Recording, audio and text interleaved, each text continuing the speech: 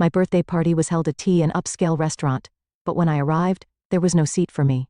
My mother said, "Go to the pub across the street, it suits you better," and everyone laughed. I cut ties with my family, but the next morning, when they looked at the newspaper, the doors of the Upscale hotel swung open, and I was greeted by the luxurious light of an opulent chandelier. In the entrance, elegantly dressed people gathered with women in glittering dresses engaging in graceful conversations. The moment I laid eyes on this scene, I felt a small pang in my chest. I was supposed to be the main person of this party, yet I could feel no warmth of celebration for my presence anywhere in this place. It was my 30th birthday. My family had invited me saying, "Since it's a special occasion, let's celebrate it grandly." And I had decided to meet them after a long time. We had been estranged for a while, but I thought it might not be so bad to be celebrated by my blood-related family. However, I was naive. As I stood in front of the reception, the staff member looked me up and down. "Are you on the guest list?" he asked, with an expression as if he were looking at someone out of place. I confidently stated my name. However, he looked puzzled. "Please wait a moment, miss," he said. While I waited, puzzled myself, my mother Maggie and my sister Christina eventually appeared. They were dressed up and wore the smiles of upper-class ladies, but their expressions slightly clouded over when they saw me. "Oh, Isabella, you're here," they said. "It's been a while," they said, but there was a subtle coolness in their voices. "But there's no seat for you, Isabella." They continued. "What? What do you mean?" I was in disbelief. My mother continued without breaking her smile. "The party reservation was made quite some time ago, and it's too late to add a seat now. Why don't you have a meal at a pub nearby? Isn't that a good idea?" I was taken aback. A pub? Was this a joke? I was supposed to be the main person of this party. True, I had kept some distance from my family, but I was still supposed to be invited by them. Seeing my expression, Christina shrugged. "Well, you work at a pub, right? It might be more comfortable for you there," she said, her tone clearly contemptuous. I tried to say something, but no words came out. They just saw me as the sister who works at a pub. "Don't take it the wrong way, Isabella. It's just that there's a place that suits you," my mother said with a kind voice, but the thorn in her words pierced my heart. It was as if they were saying I didn't belong there. My vision blurred slightly. Frustration, sadness, and anger all mixed together and choked up in my throat. Yet, I just smiled. "I got it. Sorry to have bothered you," I said. I turned on my heel. They looked almost relieved. Without looking back, I left the hotel. The cold night air caressed my cheeks. The bright lights of the party venue faded into the distance. As I walked, I thought back on my life. From childhood, I had been the daughter who couldn't make the grade in my mother's eyes. My sister was academically excellent, sociable, and the pride of the family. I loved baking, but that was considered just a hobby. Yet, my father was different. He always said my cakes were delicious and ate them with joy. He smiled proudly every time I got better at baking. However, he passed away from an illness when I was 12. Before I could recover from the loss of my father, my mother remarried. My stepfather showed little interest in me, favoring my sister instead. To him, my sister was a daughter to boast about because of her academic and social successes.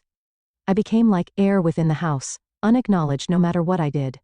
Still, I wanted their recognition and kept striving tirelessly.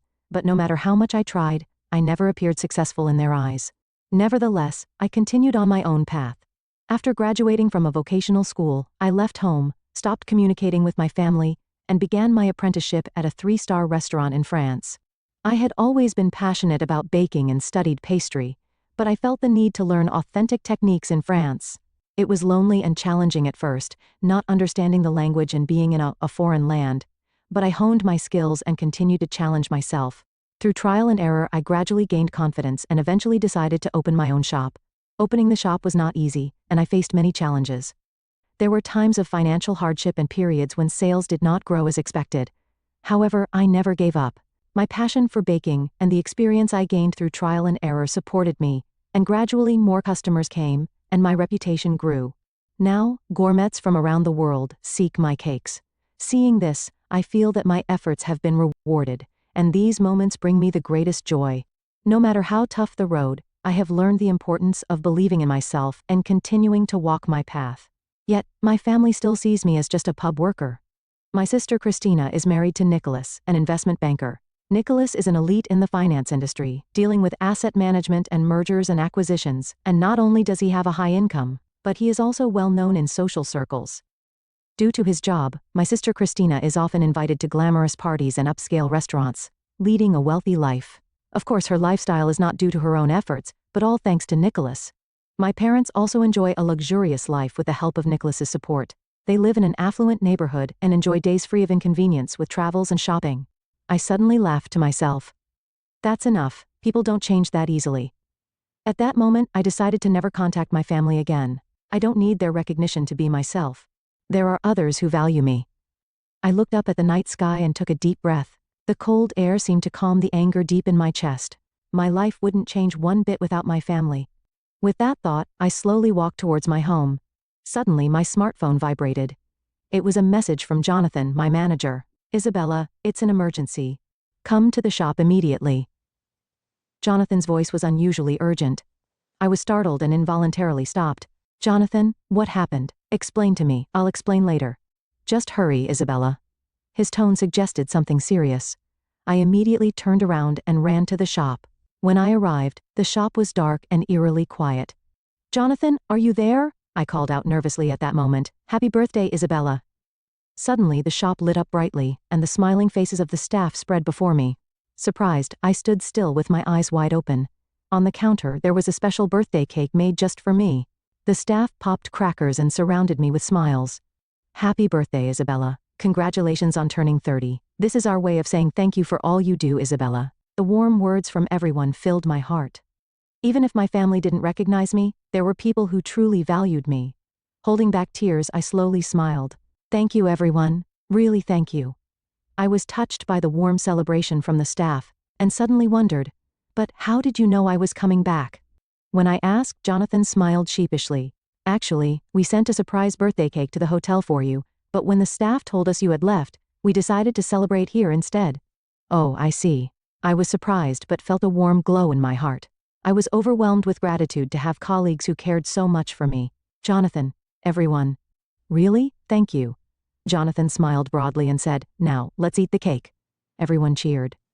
At that moment, I truly felt that my real family was right here.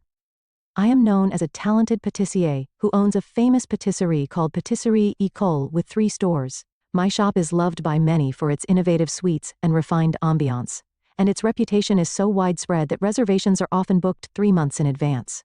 Harvard professors and upper-class individuals are regulars, and gourmets regard it as a must-visit establishment. My name has become well known through various media and food enthusiasts.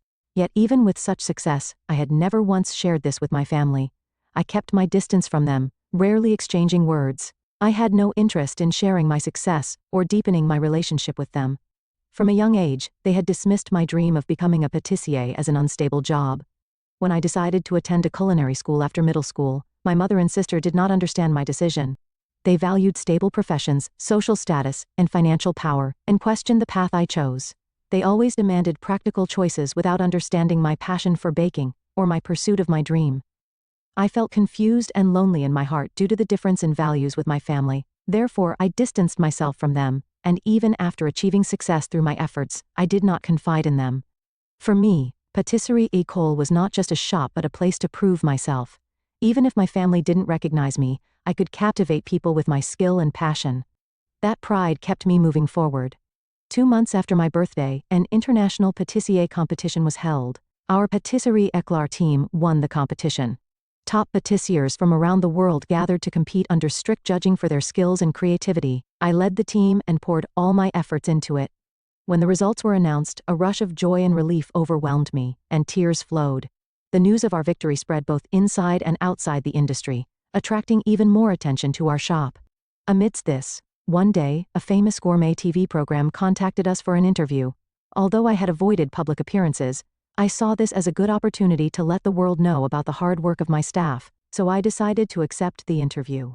Little did I know that the broadcast would have an unexpected impact on my family. Time passed since the day of the interview, and finally, the day of the broadcast arrived. I gathered with my staff in front of the TV in the shop, nervously awaiting the moment. The screen showed me somewhat bewildered by the unfamiliar interview, discussing the shop's dedication, and my staff earnestly engaged in their cooking. Cheers erupted every time our shop was mentioned, and we shared smiles among ourselves. The host on the screen introduced Patisserie Eclair as a renowned shop loved by gourmets around the world, and I watched the broadcast with a sense of pride. As soon as the broadcast ended, my smartphone rang. It was from my mother, Maggie. I pressed the answer button with a bit of surprise, and immediately, my mother's excited voice came through. Hello, Isabella. What is all this about? Her voice was full of surprise and confusion. What do you mean? I just saw it on a TV show. What's this about your shop Patisserie Éclat? Aren't you working at a pub? I took a deep breath and replied calmly. Mom, I'm sorry. Actually, I'm not working at a pub. I'm the owner of Patisserie Éclat. What? So that shop they said was booked out for 3 months. That's yours. Yes, Mom. I've always wanted to master baking pastries, and now it has become a famous shop visited by gourmets worldwide. There was a gasp from the other side of the phone. But, Isabella, why didn't you say anything? I chuckled bitterly. You and Christina always dismissed my desire to become a patissier. You said baking was just playing, and that it wasn't a stable job. My mother was silent. That's why I stopped explaining. I thought I had to prove it by myself. There was a small sigh from my mother. I see. But, Isabella, your shop is very popular, right? Well, yes. Then shouldn't you promote it more? What? This is perfect. Let's throw a party to celebrate your success. I'll invite lots of people I know. It's a chance to spread your shop's name even more. Wait a moment, Mom, I said as I frowned. When my mother talks about people she knows, it always involves Christina, or relatives and others who are just there to maintain her own social standing. It didn't seem like she was truly thinking of my best interest. Frustrated by her words, I exhaled deeply and hung up the phone without another word. Whatever her scheme was, it had nothing to do with me. However, weeks later, I found myself reluctantly at the event my mother had planned. Isabella's success celebration party was held on a grand scale. The guests were mostly acquaintances from my mother's social circle, business associates of Christina and her husband Nicholas, and others who seemed to want to capitalize on my success. I wasn't keen on it. It felt like I had been dragged there. Isabella, it's a party for you, so try to enjoy it. My mother said that with a smile, but her eyes lacked genuine affection, and I could see the cold calculations as if she was appraising merchandise. I sighed and decided to play the role assigned to me. I had to perform the duties of the main character and behave in a way that did not disrupt the atmosphere of the event. As I was pondering this, a blond man in a suit looked at me with interest.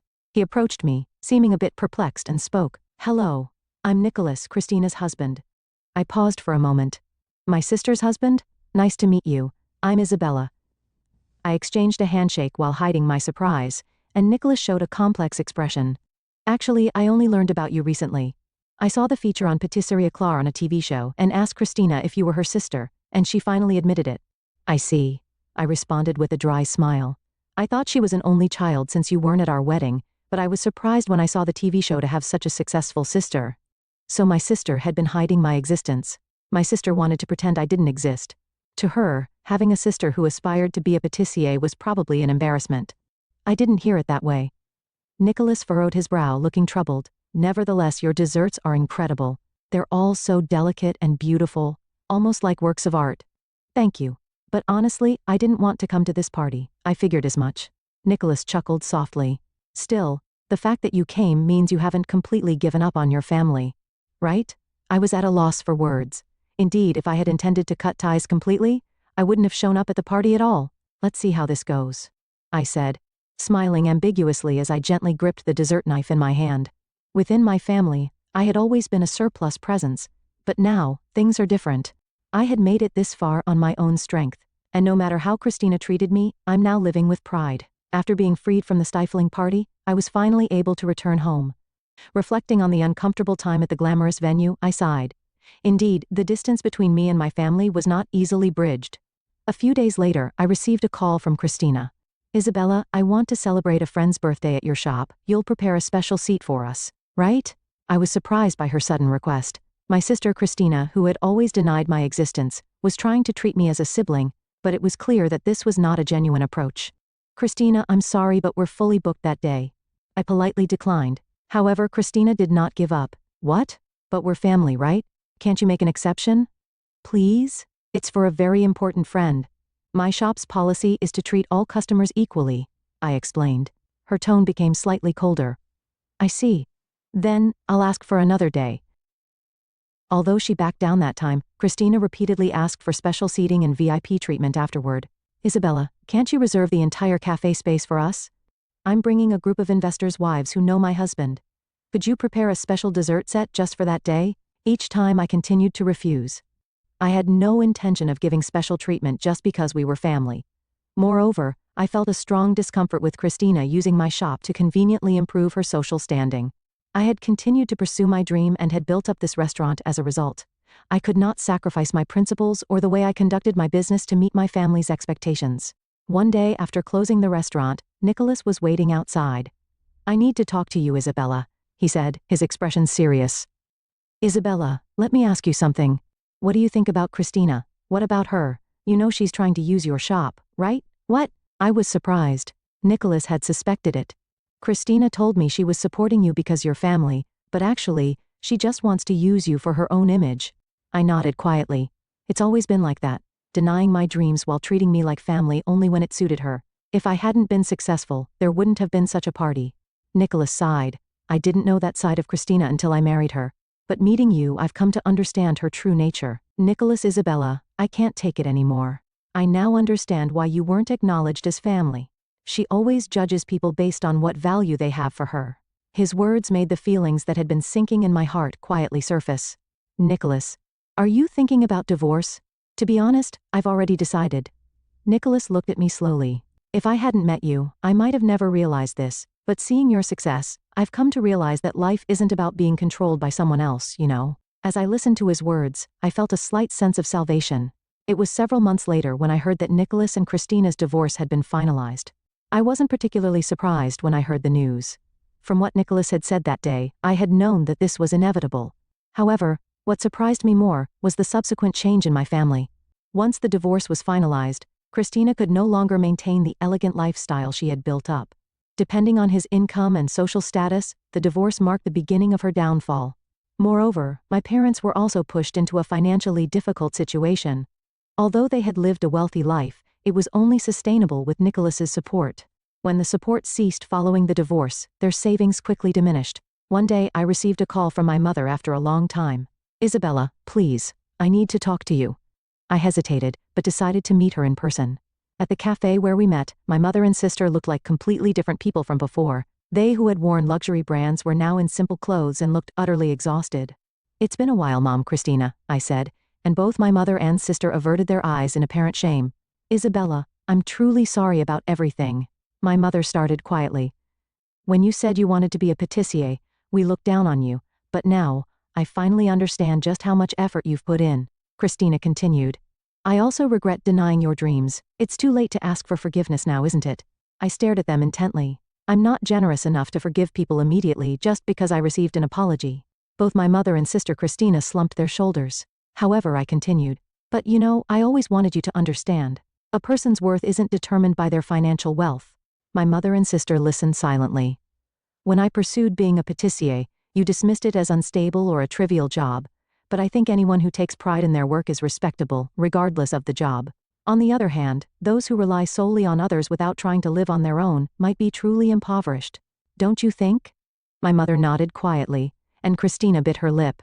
Later I heard that Christina had started working as a waitress at a diner. Initially confused, she began to understand the meaning of living on her own through her busy daily work. My mother also decided to work as a cleaner along with my stepfather. By doing the work they had previously left to servants, they seemed to finally understand the value of labor. Seeing them like this lightened my heart a little. I hadn't completely forgiven them, but if my family was acknowledging their mistakes and trying to move forward, I wanted to watch over them. The bonds of family can be broken in a moment, but repairing them takes time. Still, we would slowly build a new relationship. A few months later, I visited the diner. Seeing my sister Christina working confidently, I was surprised. She was like a different person, working with pride. That sight made me feel something. And one weekend at a diner where the family gathered, I softly said, "Next time, let's have dinner at my place. I'll bake a cake. What do you think?" The moment I uttered those words, I felt a warm atmosphere flow through us. Although it was gradual, we were slowly reclaiming our family bond.